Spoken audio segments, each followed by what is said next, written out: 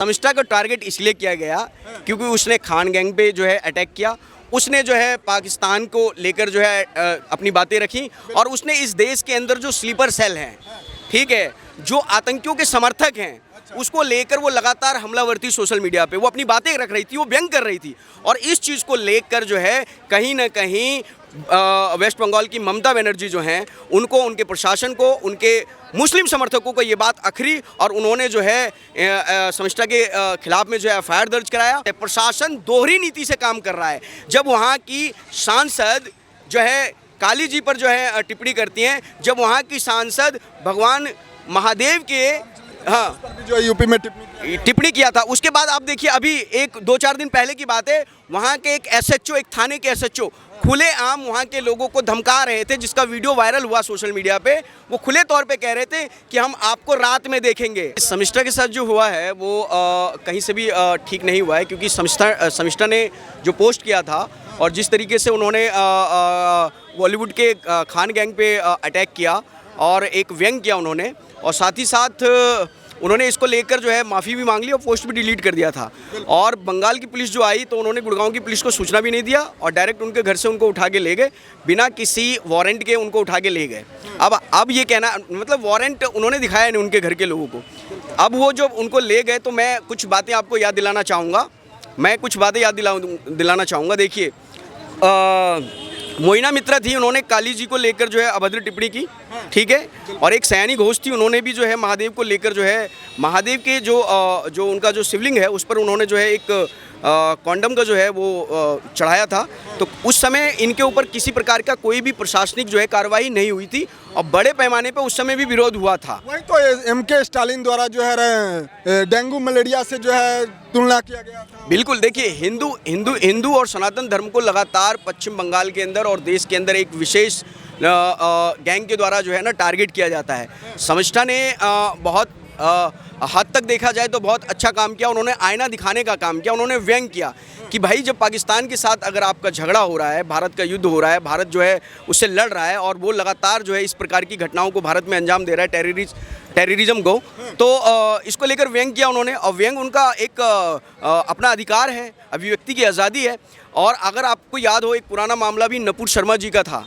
उन्होंने भी जब इस चीज़ को लेकर जब उन्होंने जब अपना बयान दिया था तो पार्टी से उनको भी निष्कासित कर दिया गया था, ठीक है, और उनकी भी गिरफ्तारी की मांग की गई थी। और इसमें जो पूरा मामला है वो बंगाल का है। और देखिए, बंगाल जो है लगातार वहाँ पर जो मुस्लिम आबादी और जो रेडिकल्स जो वहाँ पर लोग जो है एक्टिविटीज़ कर रहे हैं इस धर्म के, विशेष धर्म के लोग, तो ये कहीं ना कहीं भारत के लिए एक बड़ा सुरक्षा का जो है देखा जाए तो ये घातक है भारत की सुरक्षा के लिए। तो मुझे लगता है कि वहाँ पर केंद्र सरकार को जो है अविलंब वहाँ पर राष्ट्रपति शासन लगाना चाहिए। और राष्ट्रपति शासन लगाना चाहिए शर्मिष्ठा के लिए नहीं, मैं ये कह रहा हूँ पूरे बंगाल के अंदर जिस प्रकार की घटनाएं आ रही है। अरे मुर्शिदाबाद जब दंगा हुआ तब जो है 200 मीटर की दूरी पर पुलिस खड़ी थी, लेकिन पुलिस ने हिंदुओं की मदद नहीं की। आप समझ रहे हैं, प्रशासन उसके अंदर मिला हुआ था, ममता बनर्जी की पुलिस मिली हुई थी, ममता बनर्जी के जितने बड़े जो है मंत्री थे, विधायक थे, वो सब मिले हुए थे। और जब एसआईटी की रिपोर्ट आई तो उसमें भी आपने देखा होगा कि सीधे सीधे उनके दो जो हैं टीएमसी के दो जो हैं पार्षदों के नाम आए, उनके 2 लीडरों के नाम आए और दोनों के दोनों जो है मुस्लिम समाज से थे, ठीक है। पुलिस प्रशासन ने प्रशासन के दबाव में हिंदुओं के जलते घरों को, हिंदुओं को जो मारा पीटा जा रहा था, जब बलात्कार करने का प्रयास किया जा रहा था, तो वहाँ पर उन्होंने उनकी रक्षा नहीं की। जबकि पुलिस प्रशासन का काम है कि अरे फ़ोन तक नहीं उठाया पुलिस प्रशासन ने। लगातार अलग अलग नंबरों पे अलग अलग थानों में फ़ोन किया जा रहा था पीड़ित लोगों के द्वारा और वो फ़ोन तक रिसीव नहीं कर रहे थे। तो आप इसका मतलब ये समझिए किस कदर तक 1500 किलोमीटर पुलिस आ जाती है। जिस राज्य में जो है बीजेपी का शासन हो उस राज्य से जो है उसे उठा करके 1500 किलोमीटर दूर ले गए। देखिए, यही तो संविधान में भरोसा है, संविधान में भरोसा है। पुलिस आई, पुलिस ने अपना काम किया, लेकिन ये जो काम किया है ये पूरी तरीके से मैं कहता हूँ ये पॉलिटिकल मोटिवेटेड है।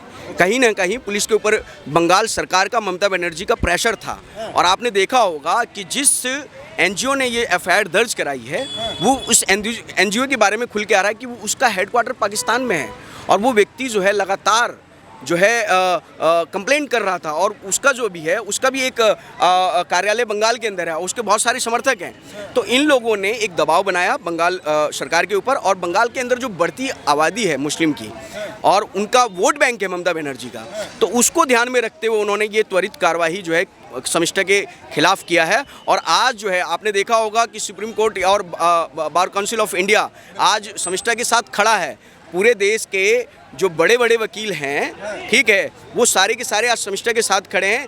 देश का सनातनी वर्ग आज समिष्टा के साथ खड़ा है और समिष्टा के लिए आवाज़ उठा रहा है। और जो न्यायिक प्रक्रिया है, जो प्रशासनिक प्रक्रिया है, उस पर पूरी तरीके से देश के लोग भरोसा कर रहे हैं, और जल्दी ही आप देखिएगा समिष्टा जो है बाहर आएंगी।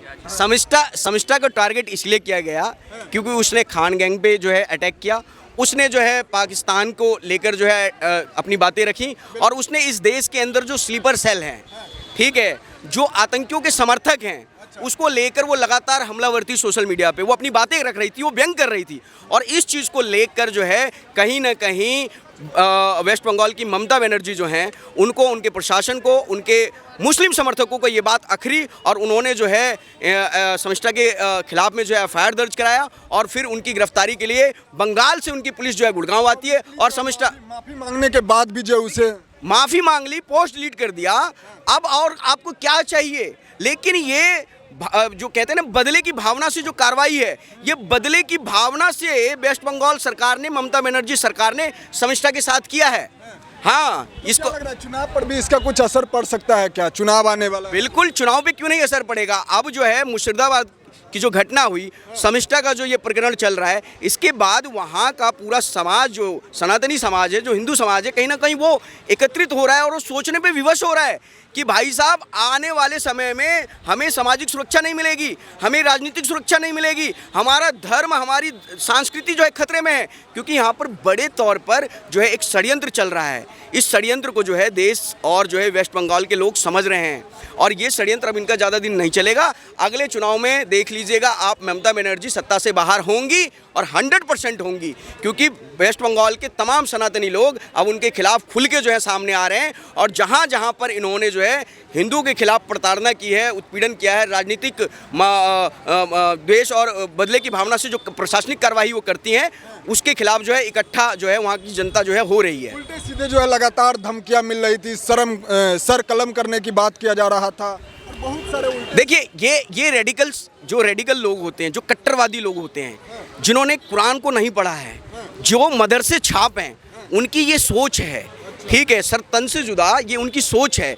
और उसी का परिणाम है कि आज उन्हीं लोगों के दबाव में प्रशासन, बंगाल की प्रशासन जो है कार्रवाई करने पे आ रही है, और कार्रवाई उन्होंने किया है। ये पूरी तरीके से गलत है। प्रशासन दोहरी नीति से काम कर रहा है। जब वहाँ की सांसद जो है काली जी पर जो है टिप्पणी करती हैं, जब वहाँ की सांसद भगवान महादेव के, हाँ, जो यूपी में टिप्पणी किया था, उसके बाद आप देखिए अभी 1-2-4 दिन पहले की बात है, वहाँ के एक SHO, एक थाने के SHO खुलेआम वहाँ के लोगों को धमका रहे थे, जिसका वीडियो वायरल हुआ सोशल मीडिया पे। वो खुले तौर पे कह रहे थे कि हम आपको रात में देखेंगे, अभी आपको जितना जय श्री राम का नारा लगाना है लगा लीजिए, हम रात में आपको देखेंगे। इसका मतलब वहाँ की पुलिस प्रशासन भी वहाँ के सनातनियों को टारगेट पे उन्होंने रखा हुआ है। कोई भी अगर सनातनी, अगर वो जो है हिंदू धर्म की बात करता है, भगवान श्री राम की बात करता है, तो वहाँ पर जो है पुलिस प्रशासन भी दोहरी नीति से काम कर रही है। और ये जो है उनकी दोहरी नीति सही नहीं है, ये बंगाल के हित में नहीं है, ये बंगाल वासियों के हित में नहीं है, ये भारत के हित में नहीं है। ठीक है, बहुत बहुत धन्यवाद।